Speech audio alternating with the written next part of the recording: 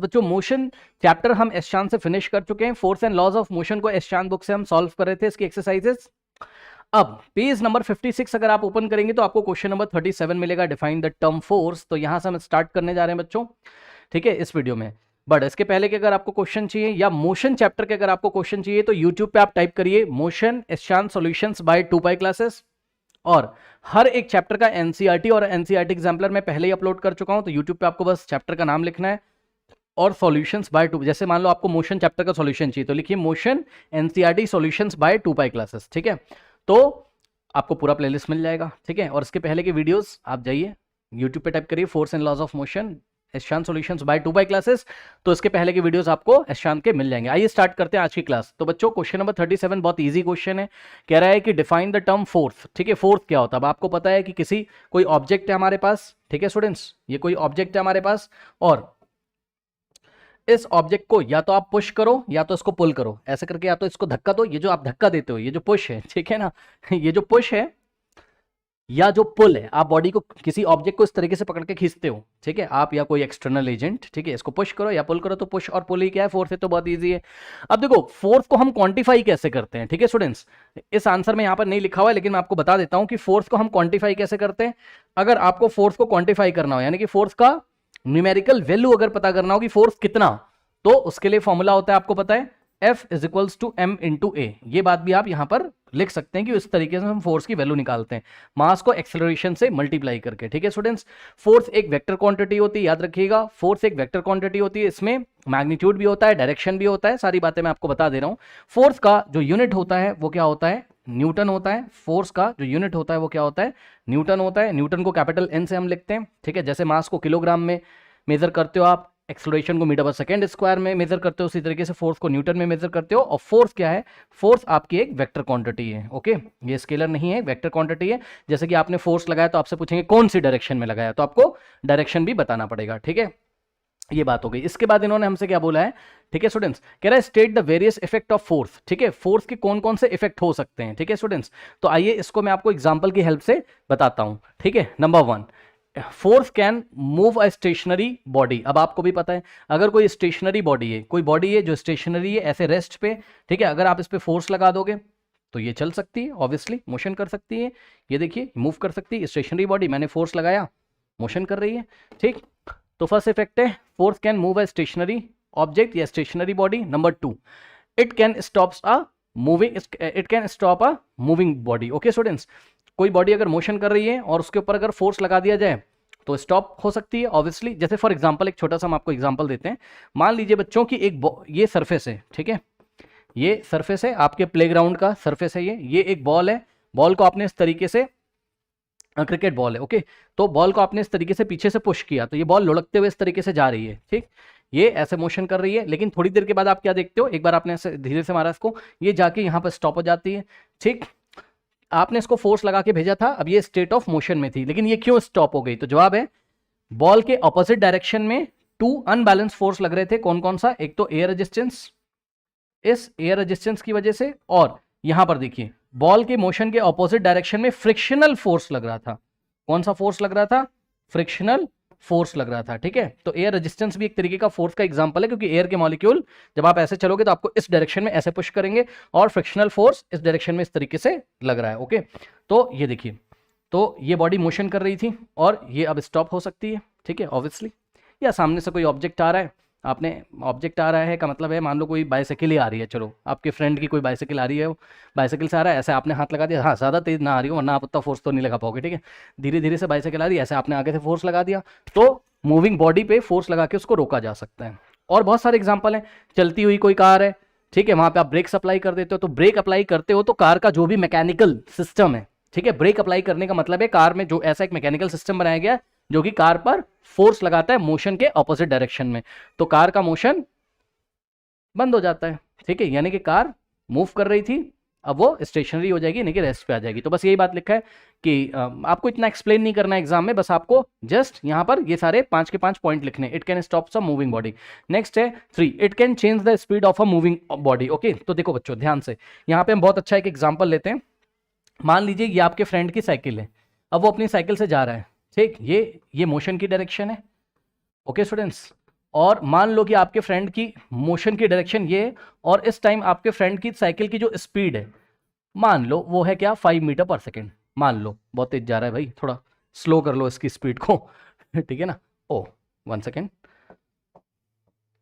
मान लो आपके फ्रेंड की जो साइकिल की स्पीड है मान लो वो है 2 मीटर पर सेकेंड, मान लो। ओके स्टूडेंट्स, अब सोचो अगर आप यहां से आके पुश कर दो इसको पीछे से, ऐसा पुश कर दो साइकिल को, साइकिल इस डायरेक्शन में जा रही है, आपने पीछे से धक्का लगा दिया। जैसे आप पीछे से पुश करोगे, पुश क्या एक तरीके का फोर्स है, जैसे आप पुश करोगे इसकी स्पीड क्या होगी, बढ़ जाएगी। आप खुद एहसास करो इस चीज को, ये साइकिल से जा रहा था कांस्टेंट स्पीड से 2 मीटर पर सेकंड से, आप पीछे से दौड़ते हो, आपने धक्का लगा दिया इस तरीके से। जैसे ही आप पुश करोगे इसकी स्पीड क्या होगी, 2 से बढ़ के सपोज 3 मीटर पर सेकंड हो गई। ये देखिए स्पीड इंक्रीज हो गई। ठीक है, तो हम बोलेंगे कि भाई जो पुश है यानी कि जो फोर्स है, क्योंकि फोर्स क्या है, पुश या पुल है, ठीक, तो फोर्स क्या कर सकता है, स्पीड को चेंज कर सकता है। ये देखिए ये आपका एग्जांपल रहा। इसी तरीके से इसी में हम एक एग्जांपल ले सकते हैं। मान लीजिए कि आपके फ्रेंड की बाइसिकल इस डायरेक्शन में जा रही थी ऐसे, ये देखिए इस तरीके से। ओके, ये मोशन की डायरेक्शन है। और अब आपने क्या किया, आपने पीछे से इस बार पुश नहीं किया, उसका जो पीछे का साइकिल का कोई पोर्शन पकड़ के आपने ऐसे पुल कर लिया, पीछे की तरफ खींच लिया। ठीक है, तो यदि आप ऐसे खींच लोगे पीछे, ये आपने ऐसे पुल कर लिया। अब पुल क्या एक तरीके का फोर्स, यानी कि आपने ऐसे पीछे के डायरेक्शन में फोर्स लगाया, तो क्या होगा सोचो। मान लो इसकी स्पीड कितनी थी, पहले इसकी स्पीड कितनी थी 3 मीटर पर सेकेंड, अब इसकी स्पीड डिक्रीज हो जाएगी 1 मीटर पर सेकेंड हो जाएगी। स्पीड इसकी स्लो हो गई। लीजिए क्या दिक्कत है, यहाँ फास्ट हो गई, पीछे पुश किया, यहाँ पुल किया। ठीक है, मोशन के ऑपोजिट डायरेक्शन में आपने फोर्स लगाया, इसकी स्पीड डिक्रीज हो गई। यानी कि फोर्स क्या कर सकता है, फोर्स स्पीड को चेंज कर सकता है। यस सर, स्पीड को इंक्रीज भी कर सकता है, स्पीड को डिक्रीज भी कर सकता है। तो ये एग्जांपल है, इसलिए हमने यहां पर लिखा हुआ है क्या कि yes it can change the speed of a moving body. यदि कोई बॉडी मूव करी तो उसकी स्पीड ये चेंज कर सकता है। ठीक है स्टूडेंट्स, ये बातें हो गई। इसके बाद देखिए जरा यहां पर ये लिख लेना, F is equals to m में फोर्स को क्वांटिफाई करने का तरीका है। ओके, सो नाउ अब देखिए बच्चों, जो नेक्स्ट पॉइंट है वो आप क्या एक्सप्लेन करोगे, force can change the direction of a moving body. यदि कोई बॉडी मूव कर रही है तो फोर्स लगाने से उस मूविंग बॉडी की डायरेक्शन भी चेंज हो सकती है। इसका बहुत बेस्ट एग्जांपल है जब आप फुटबॉल खेलते हो। ठीक, जब आप फुटबॉल खेलते हो तो आपने देखा है, मान लीजिए कि यहां से फुटबॉल आ रही है इस डायरेक्शन में, और आप यहां पर खड़े हुए हो और आपने इसको किक कर दिया। जब बॉल ऐसे यहां पहुंचती है, अभी मोशन की डायरेक्शन ये है, पॉइंट ए से बी की तरफ, ये ए है और ये बी, पॉइंट ए से बी की तरफ मोशन की डायरेक्शन। जैसे ही आपने किक किया ये बॉल इधर चली गई, ये देखिए। ठीक है, ये बी से सी की तरफ जाती है। ठीक है स्टूडेंट्स, तो इस तरीके से जब आपने किक किया, किक करने का मतलब क्या है, आप इसको पुश कर रहे हो। क्या कर रहे हो, पुश कर रहे हो, यानी कि एक फोर्स लगा रहे हो, तो इसकी डायरेक्शन चेंज हो गई। पहले डायरेक्शन ऐसे थी, अब डायरेक्शन इधर हो गई। पहले ए से बी की तरफ थी, अब बी से सी की तरफ हो गई। ठीक, तो इस तरीके से जो आपका फोर्स है वो डायरेक्शन ऑफ मूविंग बॉडी, यानी कि मूविंग बॉडी की डायरेक्शन को क्या कर सकता है, चेंज कर सकता है। Can change the direction of moving body. उसके बाद it can change the shape and size of a body. इसका एग्जांपल आप क्या दे सकते हो, देखो बच्चों इसका एग्जांपल देख सकते हो आप। एक स्प्रिंग ले लीजिए। ठीक है, स्प्रिंग आपने देखा है, नहीं देखा है तो गूगल करके देखिए स्प्रिंग कैसा दिखता है। स्प्रिंग सबने देखा होगा।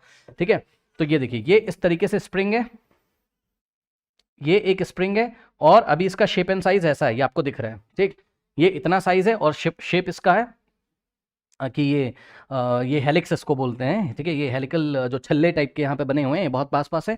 जैसे ही आपने इसको पकड़ के खींचा, मान लो आपने एक फोर्स इधर से लगाया F1 इस डायरेक्शन में, और एक फोर्स इधर लगाया F2 इस डायरेक्शन में। ओके स्टूडेंट्स, ये ऐसे, और मान लो F1 F2 आपस में इक्वल है ऑब्वियसली, क्योंकि हमें बैलेंस फोर्स का यहाँ पे एग्जांपल देना। बैलेंस फोर्स ही जो होते हैं वो हमेशा, बैलेंस फोर्स क्या होते हैं, जब किसी बॉडी पे लगने वाला नेट फोर्स क्या होता है, 0 होता है। तो ऐसे फोर्सेस को हम क्या बोलते हैं, बैलेंस फोर्स।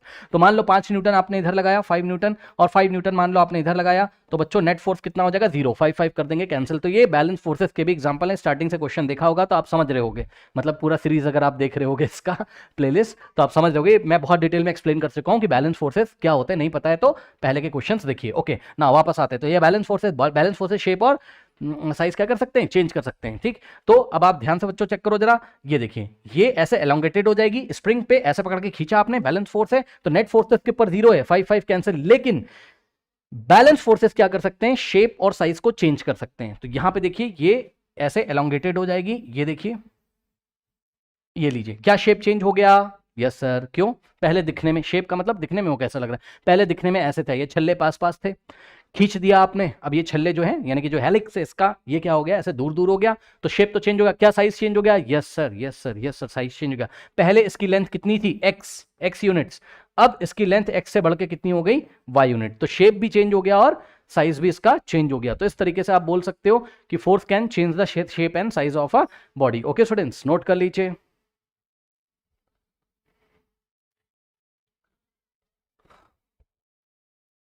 तो ये आंसर लिखा हुआ है, आप देख सकते हो यहां पर। Okay, force is defined as the push और pull on an object, force cause an object to move to speed up, यही सारी बातें लिखी हैं। अगर रुका है तो चलने लगेगा, मूव करने लगेगा, स्पीड उसकी बढ़ सकती है, स्पीड उसकी स्लो डाउन हो सकती है।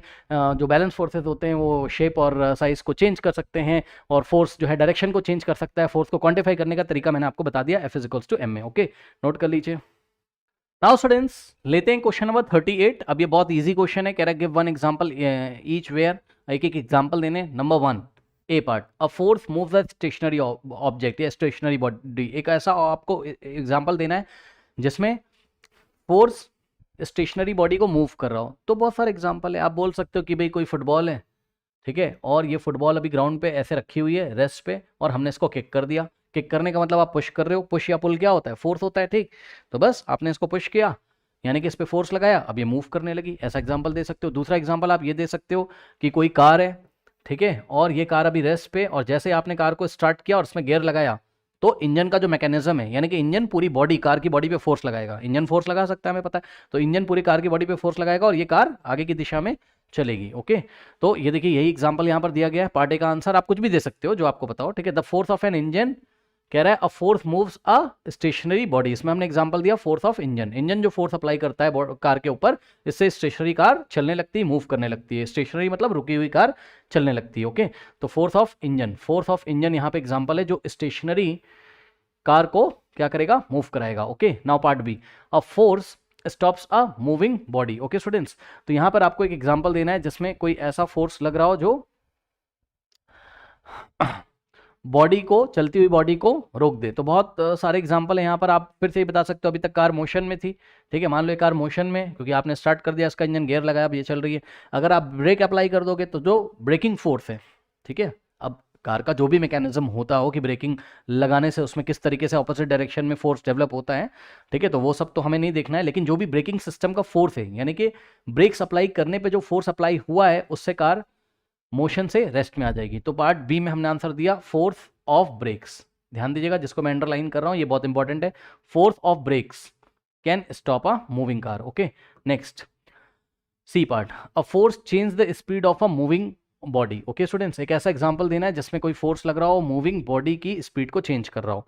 तो ये बहुत इजी है। अभी लास्ट क्वेश्चन में भी मैंने आपको बताया था कि मान लीजिए कोई बाइसाइकिल है, ओके, कोई बाइसाइकिल है, ये ग्राउंड है, और इस पे बाइसाइकिल आपका दोस्त, आपका कोई फ्रेंड इस डायरेक्शन में चला रहा है, इस बाइसाइकिल को मोशन करा रहा है। लेट अस से आपके दोस्त की स्पीड अभी कितनी है, आपके दोस्त की साइकिल की स्पीड है लेट अस से 2 मीटर पर सेकेंड है। ओके, अब आपने क्या किया, आप पीछे से आए, आपने पुश कर दिया इसको, यहाँ से पुश करने का मतलब है आपने एक फोर्स लगा दिया। अब आप खुद सोचो क्या होगा, इसकी स्पीड इंक्रीज हो जाएगी, सीधी सी बात है। ऐसा पुश करोगे आप खुद ही देखोगे और तेजी से जाने लगता है, यानी कि इसकी स्पीड पीछे से पुश करने पर सेम डायरेक्शन में जिधर मोशन कर रहा है उधर ही आप इसको पुश कर दो, ठीक है। तो 3 मीटर पर सेकेंड हो गई, ये लीजिए स्पीड इंक्रीज हो गई। अब इसी का रिवर्स केस, अगर आपका दोस्त जा रहा है इस तरीके से, ओके, पुश की जगह, ये अभी इसकी स्पीड कितनी है आपके दोस्त की, लेट अस से 3 मीटर पर सेकेंड है इसके साइकिल की स्पीड। अब आपने क्या किया, पीछे पुल कर लिया, ये मोशन की डायरेक्शन इधर है, ये मोशन है, ठीक, मोशन इधर कर रहा है, इधर से आपने पुल कर लिया, ये देखिए पकड़ के ऐसे खींच लिया पीछे, तो क्या होगा, इसकी स्पीड डिक्रीज हो जाएगी। सपोज 3 से डिक्रीज होकर स्पीड कितनी हो गई, 1 मीटर पर सेकेंड। तो इस एग्जाम्पल में हम देखते हैं क्या कि आपकी जो बाईसाइकिल की स्पीड है एक बार इंक्रीज हो रही पुश करने पर, और पुल करने पर डिक्रीज हो रही है। तो यहाँ पर पुश और पुल वाला जो फोर्स है वो स्पीड को चेंज कर रहा है, एक बार इंक्रीज एक बार डिक्रीज, पुश में इंक्रीज पुल में डिक्रीज। तो ये एग्जांपल दे सकते हो, आप अपने मन से लिख सकते हो। देख लीजिए यहाँ पे आंसर क्या लिखा हुआ है स्टूडेंट्स। ओके, कह रहा है suppose one is riding a bicycle at a certain speed, एक कांस्टेंट स्पीड से कोई बाइसाइकिल चला रहा है। Now if someone pushes the moving bicycle from behind, पीछे से अगर कोई पुश करता है, then the speed of the bicycle increases and it will move faster, और इस तरीके से उसकी स्पीड बढ़ जाएगी और बाइसाइकिल और तेजी से चलने लगेगी। On the other hand, if someone pulls the moving bicycle from behind, अगर कोई पुल करता है, then speed of the bicycle decreases and it will move slower. Thus a push और पुल ठीक है, पीछे से खींचोगे स्पीड स्लो हो जाएगी। तो यही सारी बातें आपको यहाँ लिखी हुई है बच्चों। दस पुश और pull can change speed of the moving bicycle as push और पुल इज अ फोर्स। आपको बताना पड़ेगा कि पुश और पुल एक तरीके का फोर्स होता है। तो हम क्या कह सकते हैं, हम कह सकते हैं भाई पुश किया या पुल किया। पुश करने का मतलब भी फोर्स लगाया, पुल करने का मतलब क्या लगाया, फोर्स लगाया। ठीक है ना, तो आपको बताना पड़ेगा कि जो पुश और पुल है ये क्या एक तरीके का फोर्स है। तो यहाँ पुश या पुल करने से स्पीड इंक्रीज या डिक्रीज कर रही थी, इसलिए हम बोल सकते हैं कि force can change the speed of a moving bicycle और any other moving body. Bicycle का जस्ट हमने एग्जांपल लेके बताया, कोई दूसरा ऑब्जेक्ट भी हो सकता है। ठीक, चलिए नेक्स्ट देखिए बच्चों। पार्ट डी में कह रहा है a force changes the direction of a moving body. Okay, किसी मूविंग बॉडी की डायरेक्शन चेंज हो रही हो तो ऐसा फोर्स आपको बताना है कि कोई फोर्स लग रहा हो और वो मूविंग बॉडी की डायरेक्शन को चेंज कर रहा हो। तो यहाँ पे आप प्लेग्राउंड में फुटबॉल का एग्जांपल दे सकते हो। ये देखिए, मान लीजिए कि प्लेग्राउंड में फुटबॉल का मैच चल रहा है। ठीक है, तो ये देखिए, मान लो आप भी मैच खेल रहे हो। ठीक है, और सामने से फुटबॉल आ रही है ये इस डायरेक्शन में ऐसे। ठीक, ये ऐसे फुटबॉल आ रही और आप यहाँ पर खड़े हो, आपने इसको किक कर दिया। जैसे ही आपने इसको किक किया, अभी ये पॉइंट ए से बी की तरफ जा रही थी, आपने किक किया, अब ये बी से सी की तरफ चली जाएगी, इसकी डायरेक्शन चेंज हो जाएगी। तो यहाँ पर आप जो इसको पुश दे रहे हो, फुटबॉल को जो किक कर रहे हो यानी कि जो पुश कर रहे हो, ये पुश क्या कर रहा है, इसके मोशन की डायरेक्शन को चेंज कर रहा है। ध्यान से चेक करिए स्टूडेंट्स, पहले बॉल इस डायरेक्शन में आ रही थी, अब ये इस डायरेक्शन में जा रही, तो डायरेक्शन यहाँ चेंज हो रही। अब ये ऐसे ही नहीं चली जा रही, ये डायरेक्शन, ये देखिए ये इधर हो गई, चेंज हो गई। तो बस ये एग्जांपल दे सकते हो आप फुटबॉल वाला, या यहां पर एक एग्जांपल लिखा, आप इसको दे सकते हो। कह रहा है if we blow air from our mouth towards the smoke rising up from a burning incense stick अगरबत्ती, then the direction of the motion of smoke changes. In this case the force exerted by the blowing air changes the direction of the moving smoke. ठीक है, तो ये भी एक example, आप इसको भी बता सकते हो, कोई बहुत बड़ी बात नहीं है। देखिए बच्चों क्या कह रहे हैं, कह रहे हैं कि मान लो अगरबत्ती जो होती है, आपने देखा होगा। ठीक है, अगरबत्ती, ये इस तरीके से अगरबत्ती है और ये अगरबत्ती में से स्मोक निकल रहा है। ये देखिए, ये जो स्मोक निकलता है यहाँ से, इसमें सॉलिड पार्टिकल्स होते हैं, छोटे छोटे सॉलिड पार्टिकल होते हैं। ये केमिस्ट्री में आपने पढ़ा होगा। ठीक, ये छोटे छोटे सॉलिड पार्टिकल होते हैं। अब आप यहाँ पर हो स्टूडेंट्स, और आपने क्या किया, आपने यहाँ से एयर ब्लो कर दी, इस तरीके से फूंक लगा दी, ऐसे फूंक लगा रहे हो, तो आप ये एयर, ये जो इंसेंस स्टिक अगरबत्ती के जो पार्टिकल्स हैं, ये देखिए, ये जो छोटे छोटे पार्टिकल्स के ऊपर फोर्स लगेगा और ये पार्टिकल अब इधर मूव होके इधर आ जाएंगे। तो आप क्या देखोगे, जो स्मोक, जो धुआं जिसको आप बोल सके, जो धुआं आपको पहले यहां दिख रहा था, अब उसकी नई पोजीशन यहां पर है, उसकी पोजीशन चेंज हो गई। ठीक, पोजीशन चेंज होने का मतलब उसकी डायरेक्शन चेंज हो गई। ठीक, डायरेक्शन कैसे चेंज हुई, थोड़ा सा देखिए, पहले ये इस दिशा में ऊपर जा रहा था और आपने ऐसे फोर्स लगा दिया, तो इसके मोशन की डायरेक्शन चेंज हो गई। पहले ये एक पार्टिकल पकड़ लो, कोई एक पार्टिकल पकड़ लो, कोई ये वाला पार्टिकल। ठीक, ये ऐसे मोशन कर रहा था पहले, आपने इधर से फूंक लगा दी, अब इसका मोशन ऐसे हो गया। देखिए पहले उधर थी डायरेक्शन, अब ऐसे हो गई डायरेक्शन, डायरेक्शन चेंज हो गई इसकी। तो फोर्स डायरेक्शन को चेंज कर सकता है। ये भी आप एग्जांपल दे सकते हो। फुटबॉल वाला मुझे ज्यादा बेस्ट लगता है। ठीक है, वो आप बता सकते हो एग्जाम में। सो अब आप देख लो बच्चों, या पढ़ लीजिएगा क्या लिखा हुआ है, if we blow air from our mouth.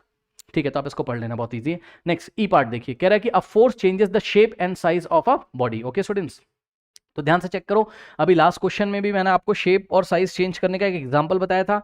क्या बताया था, स्प्रिंग का एग्जांपल बताया था। ओके स्टूडेंट्स, तो ये देखिए, ये कोई स्प्रिंग है इस तरीके से, ये कोई स्प्रिंग है, हेलिक्स शेप होता है इसका, ये ऐसे छोटे छोटे छल्ले हैं इसमें गोल गोल, और ये ऐसे पास पास है। तो अभी इसका शेप और साइज आप देख ही रहे हो, है ना। शेप का मतलब इसकी बनावट कैसी, ये गोल गोल छल्ले इसमें हेलिक्स पास पास, और साइज का मतलब इसकी लेंथ कितनी है, इसकी लेंथ कितनी है, इसकी लेंथ है सपोज x अभी। ठीक, अब मान लो आप इस पे बैलेंस फोर्स लगाते हो। बैलेंस फोर्स का मतलब क्या होता है, ऐसे फोर्स जिनका नेट फोर्स कितना आता है, ऐसे फोर्सेस जिनका रिजल्टेंट फोर्स कितना आता है, 0। समझाता हूं, मान लो इधर से आपने लगाया कितना, 5 न्यूटन का फोर्स F1 और इस डायरेक्शन में। ठीक, और इस डायरेक्शन में आपने, क्योंकि फोर्स एक वेक्टर क्वांटिटी, तो आप डायरेक्शन की भी बात करोगे। ठीक, तो और यहां से लगाया आपने F2 is equals to -5 Newton. -5 मैं क्यों बोल रहा हूं, क्योंकि इसकी डायरेक्शन चेंज हो गई, ये इधर है तो प्लस का, ये इधर है तो माइनस का। लास्ट क्वेश्चन में शायद मैंने प्लस माइनस नहीं लगाया था, बट आपको लगाना चाहिए, ये प्लस का ये माइनस का, इक्वल एंड ऑपोजिट फोर्स है, सेम बॉडी के ऊपर है, तो एक दूसरे को कैंसिल कर देंगे, लेकिन नेट फोर्स कितना आएगा इसके ऊपर, 0 आ जाएगा। +5 -5 cancel, net force 0, net force 0 हो गया। ठीक है, यानी कि ये दोनों बैलेंस फोर्सेस के एग्जांपल है। अगर ये दोनों बैलेंस फोर्सेस के एग्जांपल हैं तो ये कर क्या रहे हैं, तो जवाब है ये, आपको पता है बैलेंस फोर्स क्या कर सकते हैं, शेप और साइज को चेंज कर सकते हैं। तो ऐसे ये स्प्रिंग खिंच जाएगी इस तरीके से, ये लीजिए एलोंगेटेड हो गई है, ये छल्ले दूर दूर हो गए, ये देखिए अब इसका शेप चेंज हो गया। यस सर, शेप का मतलब दिखने में कैसा लग रहा था, दिखने में पहले छल्ले इसके पास पास थे, ये जो हेलिक्स था इसका पास पास था, अब ये हेलिकल शेप ऐसे, जो हेलिक्स हैं इसके ये ऐसे दूर हो गए, ये जो छल्ले बने हुए हैं। ठीक, ये ऐसे दूर हो गए, और पहले इसकी लेंथ कितनी थी x, अब लेंथ कितनी हो गई y। ठीक है, तो यहां से y is greater than x, तो आप देख सकते हो लेंथ के बारे में मैं बात इसलिए कर रहा हूं क्योंकि मैं साइज की बात करना चाहता हूं। साइज चेंज हो गया, साइज का मतलब लेंथ, शेप का मतलब इसकी बनावट, बनावट भी इसकी चेंज हो गई, पहले छल्ले पास पास थे अब दूर दूर हो गए, शेप चेंज हो गया, लेंथ इसकी इंक्रीज हो गई यानी कि साइज चेंज हो गया। क्या दिक्कत है बताइए? ठीक, तो ये एग्जांपल दे दो स्प्रिंग वाला। ठीक है, यहाँ पे हमने फोर्स अप्लाई किया है, बैलेंस फोर्सेस का एग्जांपल है ये, इसने शेप और साइज चेंज कर दिया, क्या दिक्कत है? और एग्जांपल आप दे सकते हो। ठीक, आपने देखा होगा जो पॉटर होता है, ठीक है, यानी कि जो कुम्हार होता है जो मिट्टी के बर्तन बनाता है, ठीक है, जो गीली मिट्टी लेके वो इस तरीके से पॉट को बनाता है, इस तरीके से अपने हाथ से वो उसको शेप देता है फोर्स लगा लगा के, है ना। तो गीली मिट्टी जो होती है उसका शेप चेंज हो जाता है, वो मिट्टी के बर्तन के शेप में आ जाती है, तो अपने हाथों से इस तरीके से जो फोर्स लगाता है, ठीक है स्टूडेंट्स, उस फोर्स की वजह से क्या होता है, उसके शेप में और साइज में चेंज आ जाता है। किसके? जो गीली मिट्टी होती है। ठीक, गीली मिट्टी ली उसने पहले, ये ऐसे गीली मिट्टी, कभी आप गूगल करके देखिए किस तरीके से मिट्टी के बर्तन बनाए जाते हैं, ये ऐसे गीली मिट्टी है, और इसको लिया, जो भी उनका सिस्टम होता है आपने देखा होगा, ये इससे पॉट बना दिया ऐसे, इसको घुमा घुमा के मिट्टी को किसी बेस के ऊपर, तो आप देखिए कैसे किया जाता है। तो यहाँ पे भी इस गीली मिट्टी के ऊपर फोर्स लगाया जा रहा है पॉटर के द्वारा। ओके, तो इसका शेप और साइज दोनों चेंज हो गया। ठीक, पहले ये ऐसी दिख रही थी, अब ये ऐसी दिख रही है, पहले इसका साइज इतने में था, अब इसका साइज इतने में हो गया। ठीक, आई थिंक आप समझ गए होंगे। कुछ भी एग्जांपल दे दो, स्प्रिंग वाला तो बहुत बेस्ट एग्जांपल है, ये दे दो, या फिर यहाँ पर ये दे दो जो मैंने आपको बताया पॉटर वाला। कह रहा है the shape of needed wait clay, गीली मिट्टी, नीडेड वेट क्ले मतलब सनी हुई गीली मिट्टी। Okay, changes when a Potter converts it into pots of different shapes and sizes. Okay, this happens because the Potter applies force, ठीक है, on the need wait clay. Note कर लीजिए। Now students लेते हैं question number 39। What do you understand by the term balance forces and unbalance forces? देखिए बच्चों, इसको मैं आपको एग्जांपल की हेल्प से बताता हूँ, फिर मैं आपको डेफिनेशन बताऊंगा। देखिए बैलेंस फोर्सेज क्या होते हैं, एग्जांपल आप समझो। देखो, मान लो कि ये एक सरफेस है, ठीक, और इस सरफेस के ऊपर एक बॉक्स रखा हुआ है, ये बॉक्स रखा है। अब ध्यान से सुनो, बॉक्स का वेट लगेगा नीचे की डायरेक्शन में। सुन लो, ये बॉक्स का जो वेट है, वेट क्या होता है? वेट एक तरीके का फोर्स होता है जिस फोर्स से अर्थ धरती माता, ठीक, वेट एक तरीके का फोर्स होता है जिस फोर्स से अर्थ किसी ऑब्जेक्ट को अपने सेंटर की तरफ अट्रैक्ट करती है। आप ग्रेविटेशन वाले चैप्टर में डिटेल में पढ़ेंगे, सुन लीजिए ध्यान से। ये देखिए, ये एक ऑब्जेक्ट रखा है, ठीक है, मतलब बॉक्स रखा है, ये एक सरफेस पे रखा हुआ है, टेबल पे रखा हुआ है। तो बॉक्स जो है अपने वेट की वजह से टेबल के ऊपर एक फोर्स लगाएगा। मेरी बात ध्यान से सुनिएगा, बॉक्स है, ठीक, बॉक्स ने टेबल को दबाया अपने वेट से। मैं ब्लू कलर से यहाँ पे चेंज कर देता हूँ। देखिए, बॉक्स का वेट लग रहा है नीचे, ये ऐसे टेबल के ऊपर, ठीक। वेट क्या होता है? जितने फोर्स से अर्थ इस बॉक्स को अपनी तरफ खींच रही है, तो ये वेट हो गया। इसको डब्ल्यू से दिखा देते हैं। वेट भी एक तरीके का फोर्स होता है, वेट भी एक तरीके का फोर्स होता है। अब होगा क्या, जब ये बॉक्स अपने वेट की वजह से इस सरफेस को दबाएगा ऐसे, तो ये सरफेस क्या करता है? रिएक्शन देता है इस बॉक्स को। बॉक्स ने सरफेस को दबाया, सरफेस बॉक्स को ऊपर दबाएगा। तो ये जो सरफेस ने बॉक्स को दबाया, इसका जो वेट है, इसकी हम बात यहां पर करी हमने। तो बॉक्स ने क्या किया? सरफेस को दबाया, तो सरफेस ने रिएक्शन दिया। ध्यान दो, अब रिएक्शन किसको मिला? बॉक्स को। ये जो बॉक्स है, रिएक्शन किसको मिला? बॉक्स को। तो ये मिल गया रिएक्शन बॉक्स को, ठीक। इसको हम बोलेंगे रिएक्शन फोर्स। क्या बोलेंगे? Reaction force. किसने दिया? ग्राउंड ने या सरफेस ने, ठीक है। अब सुनो, अब आप इस ग्राउंड को मत देखो, बस आप बॉक्स को देखो, ध्यान से बॉक्स को देखना है बस, और किसी को नहीं। बताओ बॉक्स पे कितने फोर्स लग रहे हैं? बॉक्स पे कितने फोर्स लग रहे हैं? 2। कौन सा? एक तो रिएक्शन फोर्स लग रहा है, और दूसरा लग रहा है force of gravity. Force of gravity मतलब बॉडी का वेट, ठीक है। अब सुनिए ध्यान से, ये लग रहा है वेट। अब आप बोलोगे वेट तो सरफेस पे लग रहा है। हाँ भाई, मैंने आपको समझाने के लिए बताया, वेट आ तो सरफेस पे रहा ना, तभी तो सरफेस ने रिएक्शन दिया। तो इस बॉक्स को रिएक्शन कैसे मिल रहा है वो समझाने के लिए मैंने आपको बताया कि बॉक्स का वेट किसके, बॉक्स का वेट डाउनवर्ड डायरेक्शन में लग रहा है, तो अपने वेट से बॉक्स क्या कर रहा है? सरफेस को दबा रहा है, तभी तो सरफेस रिएक्शन दे रहा है, ठीक। पर अगर हम वेट की बात बोलें कि वेट लग कहाँ रहा है इस ऑब्जेक्ट पे, यानी कि इस बॉक्स पे, तो नीचे की डायरेक्शन में। ये वेट ऐसे लग रहा है और रिएक्शन फोर्स ऐसे लग रहा है, लग रहा है। अब ये बॉक्स रखा हुआ है, क्या इस पे फोर्स काम कर रहे हैं? Yes sir. कितने फोर्स काम कर रहे हैं? 2। मतलब किसके कितने फोर्सेस के ऊपर एक्ट कर रहे हैं? 2 फोर्स। कौन कौन से? फोर्स ऑफ रिएक्शन और वेट। पर ये ऑब्जेक्ट चल नहीं रहा है वर्टिकल डायरेक्शन में। ये वाली डायरेक्शन वर्टिकल होती है और ये वाली होती है हॉरिजॉन्टल। सुन लो, ये वाली वर्टिकल है और ये वाली क्या है? हॉरिजॉन्टल। ये बॉक्स चल नहीं रहा है। क्यों नहीं चल रहा है? क्योंकि रिएक्शन फोर्स ने इस वेट को क्या कर लिया? बैलेंस कर लिया। मतलब समझो, इस तरीके से समझो कि रिएक्शन मान लो 5 न्यूटन का। अरे मान लो भाई, रिएक्शन 5 न्यूटन का, और रिएक्शन 5 न्यूटन का हुआ क्यों? क्योंकि वेट भी कितने का था? 5 न्यूटन का। तो एक को आप प्लस से दिखाओगे, एक को माइनस से दिखाओगे। मान लो ऊपर वाले जो फोर्स है उसको प्लस से दिखाया तो रिएक्शन फोर्स +5 हो गया और वेट हो गया -5। अब बताओ वर्टिकल डायरेक्शन में इसमें नेट फोर्स कितना लग गया? Net force in vertical direction, net force in vertical मतलब वाई एक्सिस की डायरेक्शन में जितने भी फोर्स काम कर रहे हैं उसका नेट फोर्स कितना है? तो net force in vertical direction, vertical direction में नेट फोर्स कितना है? चेक कर लीजिए, +5 ऊपर और प्लस करेंगे इसमें -5 नीचे, तो आंसर कितना आ जाएगा? 0। चेक कर लीजिए, ये प्लस माइनस माइनस होगा, 5 - 5 0।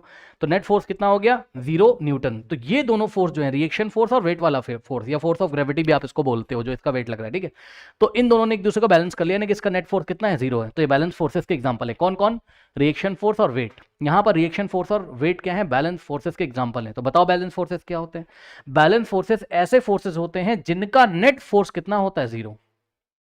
यहां पे नेट फोर्स क्या आ रहा है? 0। किसका किसका नेट फोर्स 0 आ रहा है? रिएक्शन का और वेट का। इसलिए रिएक्शन और वेट क्या है? बैलेंस फोर्सेस के एग्जांपल हैं। ओके स्टूडेंट्स, ठीक है। और याद रखिएगा, जब भी फोर्स बैलेंस होंगे तो बॉडी मोशन नहीं करेगी। ये देखिए बॉडी मोशन नहीं कर रही है, ना तो ऊपर जा रही है ना नीचे जा रही है, ठीक।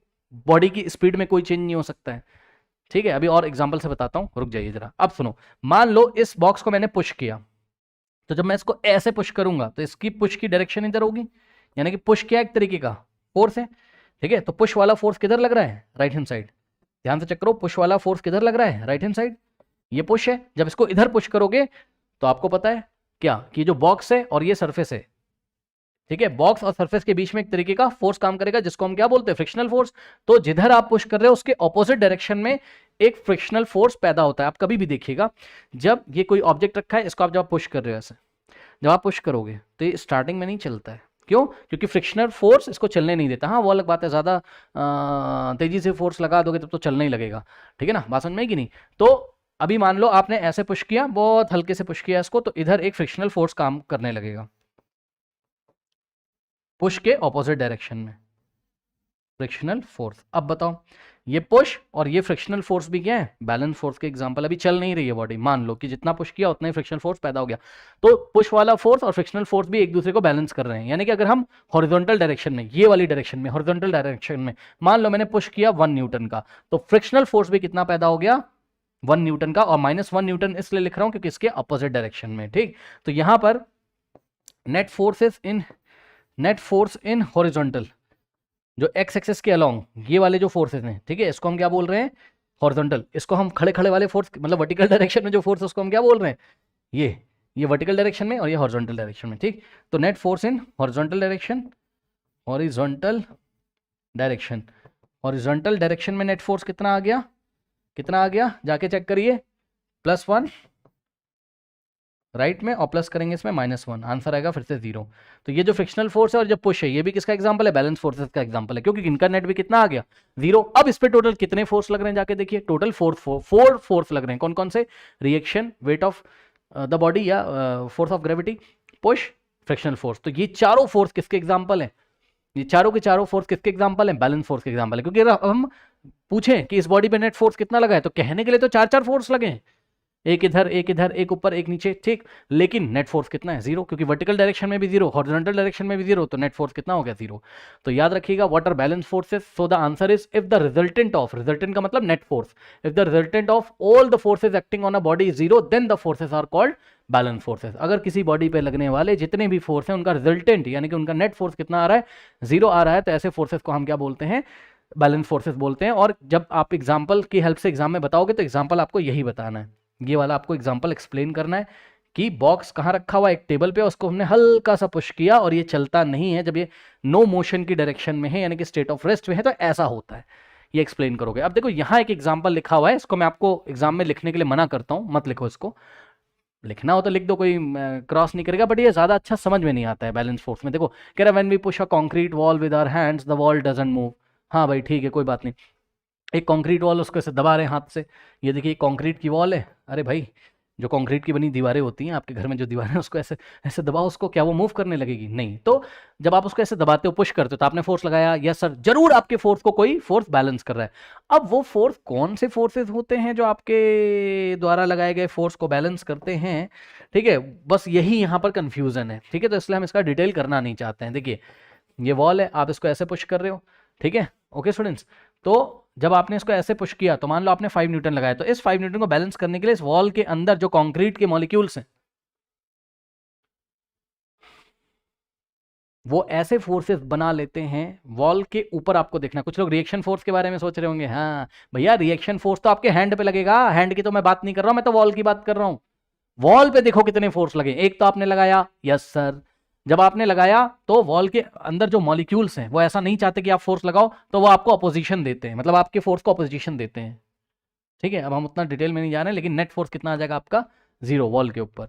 तो इसीलिए ज्यादा एक्सप्लेन ना करके यहां पर क्या लिखा गया, when we push a concrete wall with our hands the wall doesn't move, this is because the force by us is balanced by the other forces acting on the wall। हमारे द्वारा लगाया गया जो फोर्स है वो wall में जो दूसरे टाइप के कुछ फोर्सेज होंगे, अब उनको हमें नहीं यहाँ पे उसमें दिमाग लगाना है ज्यादा, वो आप 11th क्लास में पढ़ोगे, ठीक है। जो दूसरे टाइप के फोर्सेज है वो आपके द्वारा लगाए गए फोर्सेज को बैलेंस कर लेते हैं, इसलिए वॉल चलती नहीं है, ठीक। अब उसमें बहुत कुछ होता है, वॉल का वेट, डाउनवर्ड डायरेक्शन में कंपोनेंट निकालो, दुनिया भर की चीजें, तो ज्यादा टेंशन नहीं है, ये वाला एग्जांपल बेस्ट है आपका, आप ये लिख दो ना, क्या दिक्कत है, ठीक, ओके। तो ये चीज है, तो याद रखिएगा जो बैलेंस फोर्सेज होते हैं, है ना, वो स्टेशनरी बॉडी को मूव नहीं कर सकते हैं, याद रखिएगा, ठीक है, नोट कर लीजिए। जो बैलेंस फोर्स होंगे can not move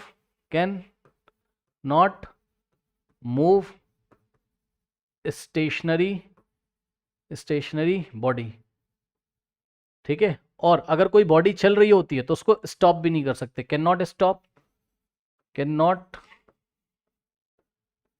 stop moving body. अगर कोई मूविंग बॉडी जा रही है ना, उसको ये स्टॉप भी नहीं कर पाएंगे बैलेंस फोर्सेस। फॉर एग्जांपल ये कोई बॉडी जा रही कांस्टेंट स्पीड से, अब आप भी सुपरमैन हो, मैं भी, दोनों आके इस पे कूद गए एक साथ, आपने मान लो 5 मीटर पर सेकंड से जा रही, 5 मीटर पर सेकंड से, ठीक, ओके। आपने इसको इधर खींचा, मैंने इसको इधर खींचा, सेम फोर्स है, कोई फर्क नहीं पड़ेगा भाई इस पे, नेट फोर्स कितना आ जाएगा, 0, जैसे जा रही थी वैसे ही जाती रहेगी, ठीक। तो हम और आप इसके ऊपर कूद गए, पकड़ के आपने इधर खींचा 5 न्यूटन से, मैंने इधर खींचा, और ये 5 मीटर पर सेकंड से जा रही थी, इसकी स्पीड कोई चेंज नहीं आएगा, क्योंकि नेट फोर्स फिर क्या हो गया, 0। आपके 5 मेरे 5 ने एक दूसरे को कैंसिल कर दिया, नेट फोर्स कितना आ गया, 0। तो मैंने जो और आपने जो फोर्स लगाया था अपोजिट डायरेक्शन में, वो किसके फोर्स है, किसके एग्जांपल है, बैलेंस फोर्सेस, क्योंकि इसका नेट फोर्स कितना आ रहा है, 0 आ रहा है, और स्पीड में कोई चेंज नहीं हो रहा है,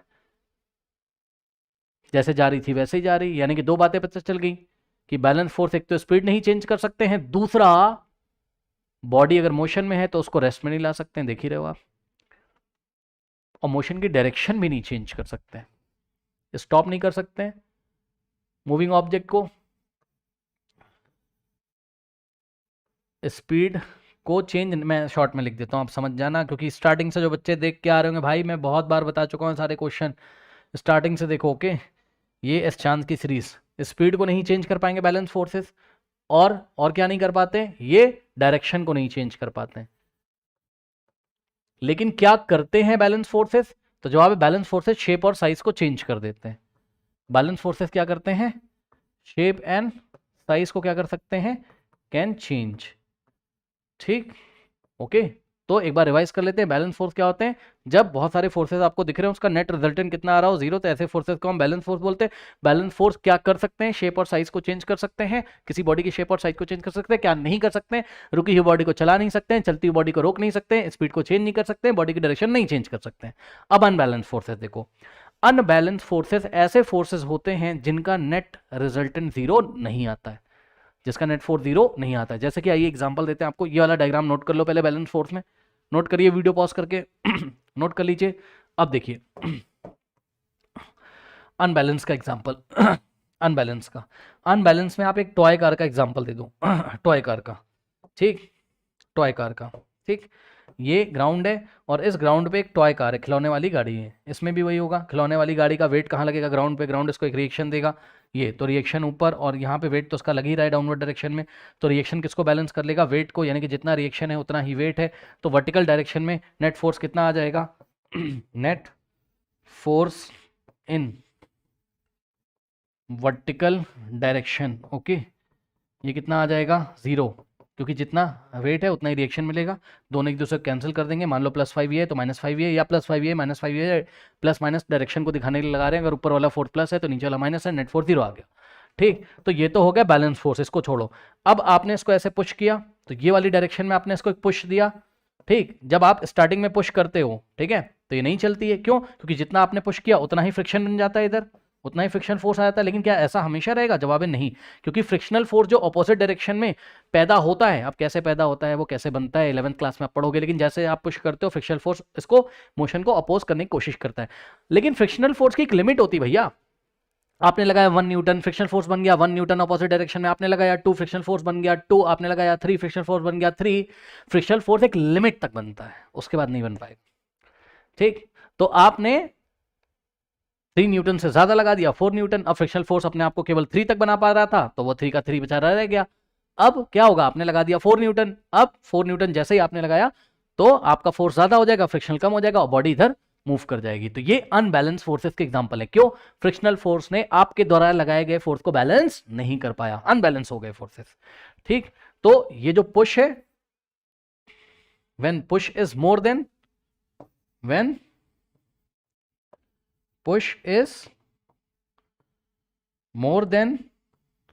frictional force, when push is more than frictional force, जब पुश फ्रिक्शनल फोर्स से ज्यादा होगा तो नेट फोर्स इन हॉरिजॉन्टल ये वाली in horizontal direction is not equals to 0। अब नेट फोर्स 0 नहीं आएगा। ठीक, फॉर एग्जांपल फ्रिक्शनल बनता था 3 न्यूटन, तो माइनस का लेते हैं क्योंकि इधर है, और पुश आपने लगाया 4 न्यूटन का, तो बताओ 4 - 3 कितना आ जाएगा? 1 न्यूटन के नेट फोर्स से बॉडी इधर मूव कर जाएगी। ठीक, तो ये चीज़ है, यही चीज़ मैंने लिखी कि net force in the horizontal is not equals to 0। Okay students, तो यहाँ नेट फोर्स लगेगा, बॉडी मोशन करने लगेगी, बस यही है। तो याद रखिएगा ये अनबैलेंस फोर्सेस के एग्जांपल है। कौन कौन? यहाँ पे जो फ्रिक्शनल फोर्स है और जो पुश हमने कर दिया है, जब पुश को हमने फ्रिक्शनल फोर्स से ज्यादा कर दिया है। ठीक, तो ये चीज़ है। ओके, नाउ यहाँ पे अच्छा एग्जांपल भी दिया है, देखिए, if we push a toy car lying on the ground we find that the toy car starts moving, this is because the forces exerted by our hand, मतलब जो हमने पुश दिया है, is not balanced by the other forces acting on the toy car. Okay, हमने जो push लगाया है वो अदर फोर्सेस जो एक्ट हो रहे हैं उसके द्वारा बैलेंस नहीं हुआ। अदर फोर्सेस रिएक्शन और वेट, रिएक्शन वेट तो बेचारे आपस में ही कैंसिल हो गए, तो हमारे हैंड के द्वारा लगाए गए फोर्स को क्यों ही बैलेंस करेंगे भैया? हमने ऐसे लगाया हॉरिजॉन्टल में और वो कहाँ है वर्टिकल में, तो उनको तो छोड़ ही दो। ठीक, तो हमारे पुश को अगर कोई बैलेंस भी कर पाएगा तो वो करेगा फ्रिक्शनल फोर्स, जो कि कर नहीं पा रहा है क्योंकि वो अपने आपको एक लिमिट तक बस बना पाता है। तो पुश लग गया ज्यादा, चल जाएगी, नेट फोर्स आ गया। ठीक है, तो ये एग्जांपल आप दोगे अनबैलेंस फोर्स में। अब देखो अनबैलेंस फोर्स क्या क्या कर सकता है। ठीक, तो अनबैलेंस फोर्स जो है वो आपका सब कुछ कर सकता है। मतलब क्या स्टेशनरी ऑब्जेक्ट को अनबैलेंस चला सकता है? ब्लू से लगा रहा हूं टिक, यानी कि हमने अनबैलेंस के लिए बता रहे हैं। स्टेशनरी को चला देगा अनबैलेंस, यस। मूविंग ऑब्जेक्ट को अनबैलेंस स्टॉप कर सकता है, yes. Unbalance force shape and size नहीं चेंज करता है, याद रखना। ठीक है, अनबैलेंस फोर्स स्पीड को इंक्रीज या डिक्रीज कर सकता है। अनबैलेंस फोर्स डायरेक्शन को चेंज कर सकता है। ओके, वीडियो को ध्यान से सुनिए, कॉपी में नोट करिए मैंने क्या बताया। इसके बाद पार्ट बी में इन्होंने हमसे क्या पूछा है? What type of forces, balance और unbalance forces act on a rubber ball when we press it between our hand, what effect it produces, what effect is produced in the ball। अब देखो, rubber की ball आपने ली और दोनों हाथों से पकड़ के ऐसे दबा दिया, जब आप इसको ऐसे दबाओगे बॉल स्क्वीज हो जाएगी, सिकुड़ जाएगी, उसका शेप और साइज चेंज हो जाएगा, है ना। पहले बॉल ऐसी थी रबर की बॉल, अब ये ऐसे स्क्वीज हो जाएगी, ऐसे, ये देखिए ऐसे शेप चेंज हो जाएगा ना, यहाँ से दबा दिया आपने ऐसे। तो जो फोर्स आप लगा रहे हो दोनों हाथों से वो बैलेंस फोर्स का एग्जांपल है। सपोज 5 न्यूटन इधर से लगा रहे हो, 5 न्यूटन इधर से लगा रहे हो, ये देखिए ऐसे ऐसे 5 इधर से 5 इधर से, इक्वल है ना, ऑपोजिट फोर्स है, एक ही बॉडी के ऊपर है, तो इस बॉडी के ऊपर नेट फोर्स कितना आएगा? 0। इधर वाला हो गया +5, इधर वाला हो गया -5, +5 -5, नेट फोर्स कितना हो गया? 0। तो ये बैलेंस फोर्सेस के एग्जांपल है जो हमने दोनों हाथों से ऐसे लगाया। तो ये बैलेंस फोर्स क्या कर सकते थे? याद करो, शेप और साइज को चेंज कर सकते थे। तो बॉल का जो शेप और साइज है वो चेंज हो जाएगा, स्क्वीज हो जाएगी, उसका बॉल जो है बॉल थोड़ा सा ऑब्लॉन्ग हो जाएगा, है ना, समझ गए ना, शेप चेंज होगा। ऑब्लॉन्ग का मतलब शेप स्फेरिकल टू ऑब्लॉन्ग हो जाएगा, पहले गोलाकार थी बॉल, अब ऐसी ऑब्लॉन्ग टाइप की हो गई ऐसी। ठीक, नाउ यही बात है, देखिए कह रहा है आंसर में, the balance forces change the shape of the rubber ball when we squeeze it, जब हम उसको दबाते हैं शेप चेंज हो जाएगा। क्यों? When we press the rubber ball between our hand the shape of the ball alter from spherical to oblong, ठीक है, स्फेरिकल से ऑब्लोंग शेप हो जाता है। ऑब्लोंग शेप नहीं पता, गूगल करके देख लो। This is because two equal and opposite forces, balance forces are applied by hand. हमने दोनों हाथों से इस पे इक्वल एंड ऑपोजिट फोर्सेस लगाए हैं एक ही बॉडी के ऊपर। ये बैलेंस फोर्स है, 5 न्यूटन इधर से 5 इधर से, नेट फोर्स कितना आ गया 0। तो बैलेंस फोर्सेस है, दोनों हाथ से लगाए गए जो फोर्स है, ठीक, तो उसका शेप क्या होगा, चेंज हो जाएगा। ओके स्टूडेंट्स,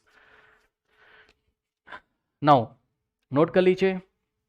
नाउ स्टूडेंट्स लेते हैं question number 40। What happens to the passenger travelling in a bus when the bus takes a sharp turn. Okay, अब देखो कह रहा है कि भाई अगर कोई पैसेंजर बस में बैठा है और बस जा रही हो, अचानक से बस ने टर्न ले लिया, शार्प टर्न, अचानक से मुड़ गई।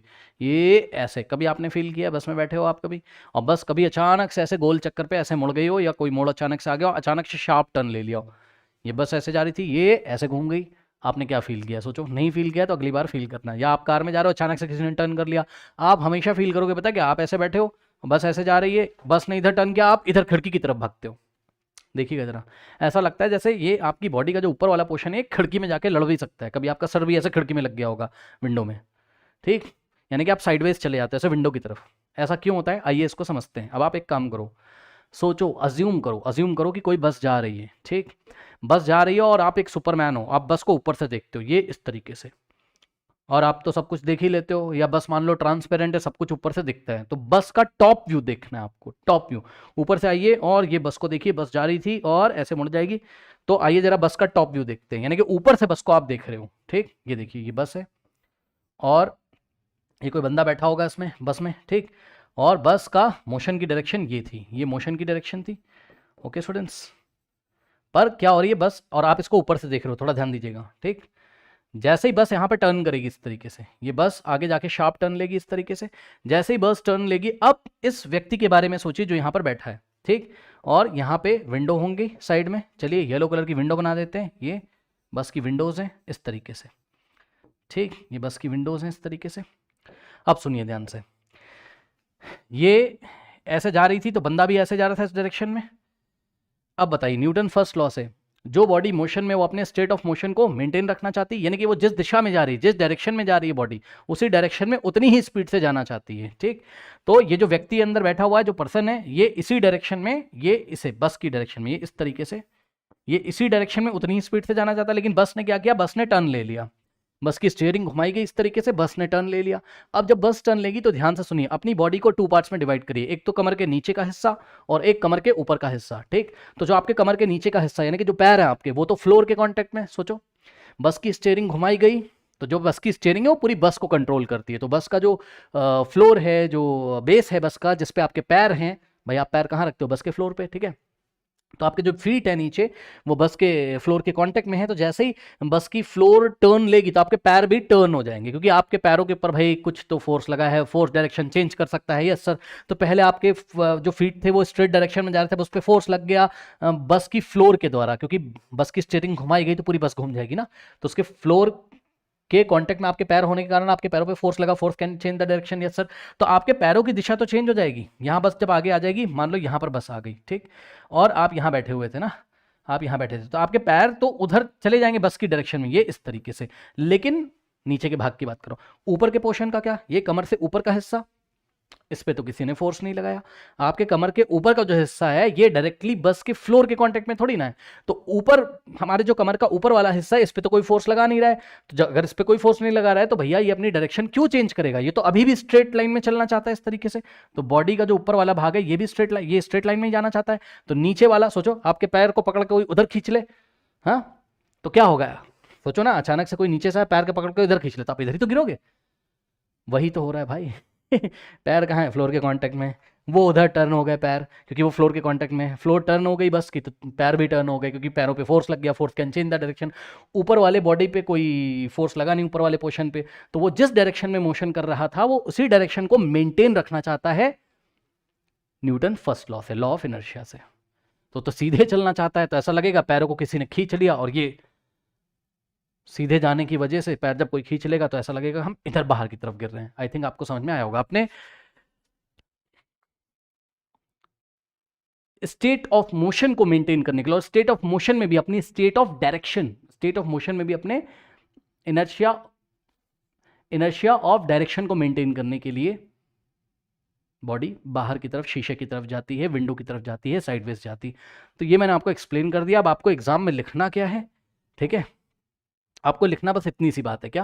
When a bus turns on a corner sharply the passenger tends to fall sideways. Sideways मतलब समझ ना, खिड़की की तरफ चला जाएगा, because of their tendency to continue moving in a straight line, क्योंकि उसका जो बॉडी का ऊपर वाला भाग है वो स्ट्रेट लाइन में ही अभी चलना चाहता है।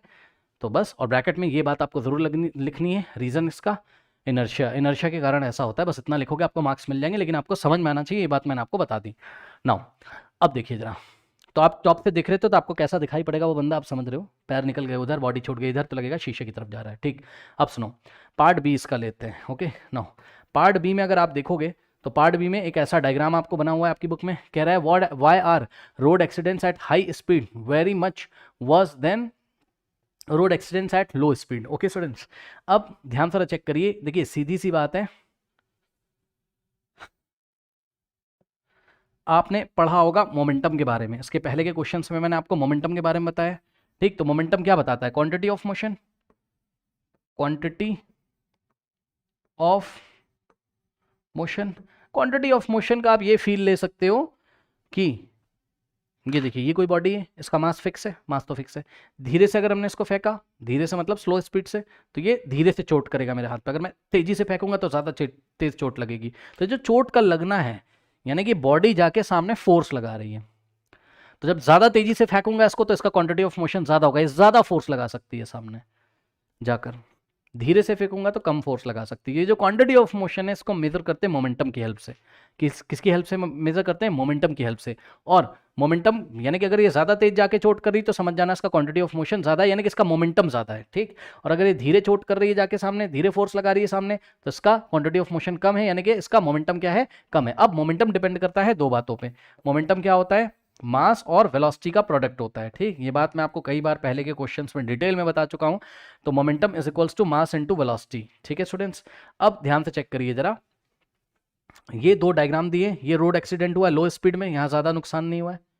यहाँ पे देखिए, यहाँ पे हाई स्पीड में जा रहे थे, स्पीड को वेलोसिटी बोल सकते हो। अगर इस बॉडी स्ट्रेट लाइन में चल रही है, एक ही डायरेक्शन में चल रही है, तो हम उसको वेलोसिटी भी बोल सकते हैं स्पीड को। ठीक है, तो यहाँ बहुत हाई वेलोसिटी के साथ एक्सीडेंट हुआ है। ये देखिए, गाड़ी के खच्चे पूरे उड़ गए, टूट फूट गई सब।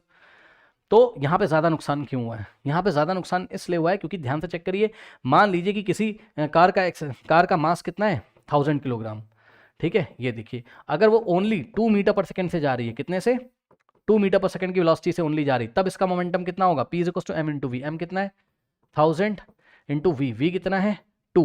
1000 इंटू 2 हो गया 2000, तो 2000 किलोग्राम मीटर पर सेकेंड इसका मोमेंटम होगा। लेकिन अगर यही मास 1000 वाली बॉडी, ये देखिए 1000 किलोग्राम इसका मास है, लेकिन इस बार अगर ये जाती कितनी स्पीड से? मान लो ये जा रही होती 50 मीटर पर सेकेंड से, ये लीजिए, अब मोमेंटम कितना होता? P is equals to 1000 into 50 कितना हो जाएगा? 5 बंदा तो 5 होता है, और 1 2 3 4, 1 2 3 4। ठीक, यहाँ पर हो गया आपके पास 50,000 किलोग्राम मीटर पर सेकंड मोमेंटम। ये लीजिए, इसके पास 50,000 किलोग्राम मीटर पर सेकंड मोमेंटम है, इसके पास ओनली 2000 है। ठीक है, तो कहाँ पे क्वांटिटी ऑफ मोशन ज़्यादा है? यहाँ पर। तो जब ज़्यादा स्पीड से जाएगी तो ज़्यादा तेजी से सामने टक्कर करेगी, वो ज़्यादा फोर्स अप्लाई करेगी सामने वाली बॉडी पे। ओके स्टूडेंट्स, अब इसी कॉन्सेप्ट को आप इस तरीके से समझ सकते हो। जिन बच्चों को ये वाला कॉन्सेप्ट पता है उनके लिए बता रहा हूं। क्या हमने क्या पढ़ा है? Force is directly proportional to rate of change of momentum, और यहां से फॉर्मूला आया था F is equals to m in the bracket v minus u by t, याद है? ठीक है, ये m in the bracket v minus u, ये क्या है? चेंज इन मोमेंटम, और ये क्या है? नीचे क्या है? टाइम है। पहले के क्वेश्चंस में बता चुका हूं, स्टार्टिंग से प्लेलिस्ट फॉलो करिए अगर नहीं पता आपको। ठीक है, तो वहां पर मैंने आपको बताया था, जितना ज्यादा rate of change of momentum होगा, यानी कि पर यूनिट टाइम में जितना ज्यादा चेंज इन मोमेंटम होगा, फोर्स उतना ज्यादा अप्लाई करेगी। कौन सी बॉडी? जिसका चेंज इन मोमेंटम हो रहा है। अब यहां पे देखो जरा, जब तक बॉडी नहीं टकराएगी, ये वाली जो बॉडी है, जब तक बॉडी नहीं टकराएगी इसका मोमेंटम कितना है? 2000। जैसे ही टकराएगी इसका मोमेंटम जीरो हो जाएगा। मानते हो कि नहीं? क्यों? अरे भाई वेलोसिटी जीरो हो जाएगी, जब जाके टकराएगी तो रेस्ट पे आ जाएगी, वेलोसिटी जीरो हो जाएगी। यानी कि मोमेंटम को 2000 से कहाँ जाना है भाई? वेलोसिटी जीरो होने की वजह से m इंटू वी से, फॉर्मूला क्या होता है मोमेंटम का? m into v. वी के जीरो होने से मोमेंटम जीरो हो जाएगा, यानी कि यहाँ मोमेंटम जीरो होना है, 2000 से जीरो होना है। कितने से? 2000 से जीरो होना है। ध्यान से चेक करिए, यहाँ पे मोमेंटम 2000 से कितना होना है? फर्स्ट केस यहाँ लिख रहा हूँ, फर्स्ट केस में मोमेंटम 2000 से कितना हो जाएगा? जीरो। मान लो 1 सेकंड में ऐसा होता है, जैसे टकराएगी बॉडी, मान लो सामने वाली बॉडी के साथ इसका कॉन्टैक्ट टाइम कितना? 1 सेकंड का। ठीक, तो यहाँ पे rate of change of momentum कितना होगा? 2000 स्टार्टिंग में मोमेंटम है और फाइनल मोमेंटम 0, तो कितना चेंज आ रहा है 2000 माइनस 0 2000 का। कुछ बच्चे निकाल रहे होंगे final momentum minus initial momentum, वो भी सही है, 0 माइनस 2000 आ जाएगा भैया, कोई बात नहीं है, वो भी सही है, माइनस साइन हटा दो, ओनली एब्सोल्यूट वैल्यू ले लो, ठीक, अपॉन में 1 सेकेंड, ठीक। तो 2000 किलोग्राम मीटर पर सेकेंड, यानी कि 1 सेकंड में मोमेंटम में कितना चेंज हुआ है यहाँ पे 2000। अब सेकंड वाली कार को देखो, सेकंड वाली का मोमेंटम अभी टकराने से पहले कितना है 50,000 किलोग्राम मीटर पर सेकेंड, ठीक। तो अभी इसका मोमेंटम कितना है 50,000 किलोग्राम मीटर पर सेकंड, ये इसका मोमेंटम है। मान लो कि ये सामने जाके किसी बॉडी में टकरा गई दूसरे कार में, ठीक, 1 सेकंड लगा टाइम और मोमेंटम हो जाएगा अब इसका 0। अब बताओ चेंज इन मोमेंटम कितना है 50,000 माइनस 0 डिवाइडेड बाय 1, तो rate of change of momentum कितना आ जाएगा 50,000 किलोग्राम मीटर पर सेकेंड स्क्वायर, क्योंकि नीचे क्या है 1 सेकेंड है। तो ये देखिए मोमेंटम में इतना ज़्यादा चेंज आया ये वाले केस में, और यहाँ मोमेंटम में 1 यूनिट टाइम की बात कर रहा हूँ, यहाँ पे 1 यूनिट टाइम में मोमेंटम में केवल 2000 किलोग्राम मीटर पर सेकंड का चेंज आया। तो कहाँ पे चेंज इन मोमेंटम ज़्यादा है, तो जवाब है यहाँ पे चेंज इन मोमेंटम ज़्यादा है, यानी कि जिस कार के पास ज़्यादा मोमेंटम स्टार्टिंग में होगा उसका मोमेंटम में चेंज यहाँ पे ज़्यादा आएगा, क्योंकि फाइनल मोमेंटम तो 0 ही हो जाना है, ठीक है। तो rate of change of momentum किसका ज़्यादा, इसका ज़्यादा, इसलिए ये कौन किसका, जिसकी स्पीड ज़्यादा है, जिसकी वेलोसिटी ज़्यादा है, तो ये जाके सामने ज़्यादा नुकसान करेगी, क्योंकि rate of change of momentum जिसका ज़्यादा होगा उसका फोर्स भी वो ज़्यादा अप्लाई करेगी, ठीक। तो जाके सामने ज़्यादा फोर्स अप्लाई करेगी सामने वाली कार पे, तो भयंकर एक्सीडेंट होगा। अब सामने वाली कार पे अगर अप्लाई करेगी ये फोर्स, तो सामने वाली भी इसके ऊपर अपोजिट डायरेक्शन में फोर्स लगाएगी, एक्शन रिएक्शन लो, इसने लगाया इस पे तो ये भी इस पे लगाएगी, समझ गए ना।